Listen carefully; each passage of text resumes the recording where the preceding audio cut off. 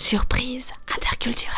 Intercultural surprises. Surpresas interculturais. Intersanskritic आश्चर्य. Surprise interculturelle. Sorpresas interculturales. Bonjour et bienvenue dans Surprise interculturelle, le podcast qui vous fait voyager et mieux comprendre les cultures du monde.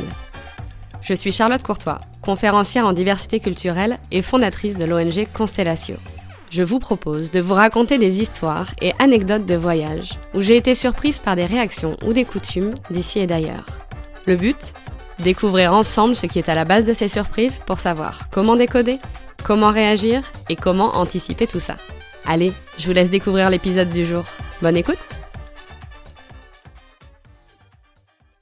L'anecdote que je vais vous raconter aujourd'hui se passe en Colombie, où une de mes certitudes s'est effondrée. La Colombie, c'est mon nouveau coup de cœur.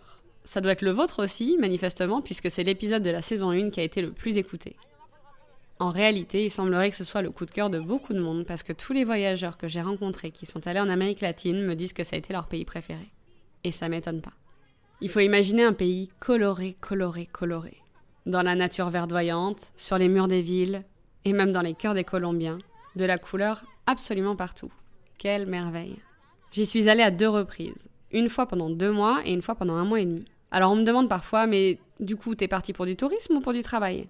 Et vous commencez à me connaître, je suis pas une grande fan de me limiter à une case ou à une autre. La réponse est donc simple ? C'est que c'est pas si simple.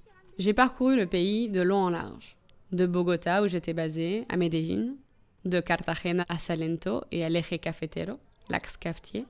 De Montería à l'Amazonie. Faire du tourisme en Colombie, c'est spectaculaire. Les paysages sont à couper le souffle. Et quand je dis couper le souffle, vraiment, j'exagère pas. Imaginez naviguer sur l'Amazone sous la Voie lactée avec des lucioles volantes partout autour de vous qui donnent une impression d'être au milieu des fées. Ou bien imaginez vous balader à cheval au milieu des milliers de palmiers de cire qui font jusqu'à 80 mètres de haut. Et imaginez nager dans les Caraïbes la nuit au milieu du plancton bioluminescent et avoir l'impression d'être un super-héros.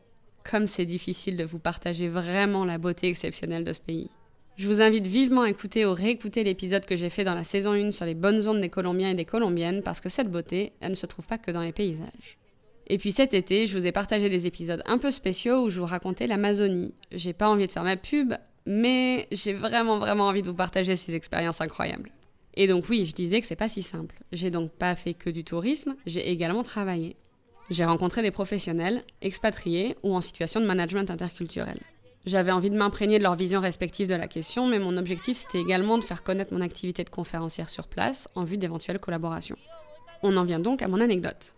J'étais en rendez-vous avec le directeur général d'une grosse entreprise française qui est présente à l'international. Ce monsieur était colombien, et on en est venu à parler de nos surprises interculturelles respectives. C'est toujours quelque chose d'assez rigolo à faire, c'est pas pour rien que je fais des hors-séries interviews sur le podcast. Et il m'a donc appris un mot que je ne connaissais pas en espagnol. Ce mot, c'est ustear, c'est-à-dire vous voyez. En Espagne, je l'avais appris comme llamar de usted. En espagnol, le vocabulaire peut varier un peu, voire beaucoup, entre les pays hispanophones.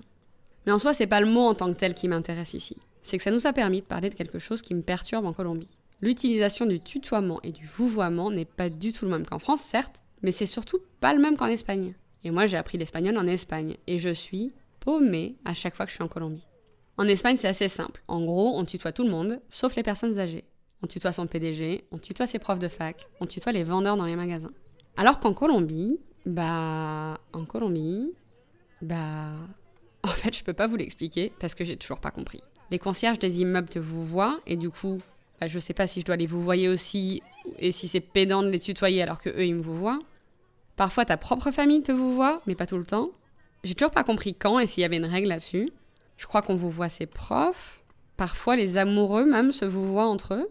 Et à côté de ça, le directeur général que j'ai rencontré m'a tutoyé directement, alors je l'ai tutoyé aussi, mais peut-être que ça aurait été plus correct de le vouvoyer, ou ustear, du coup.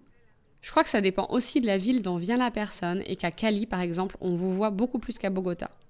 Je crois. Et pour certains, tutoyer sonne même plus formel que le fait de vouvoyer.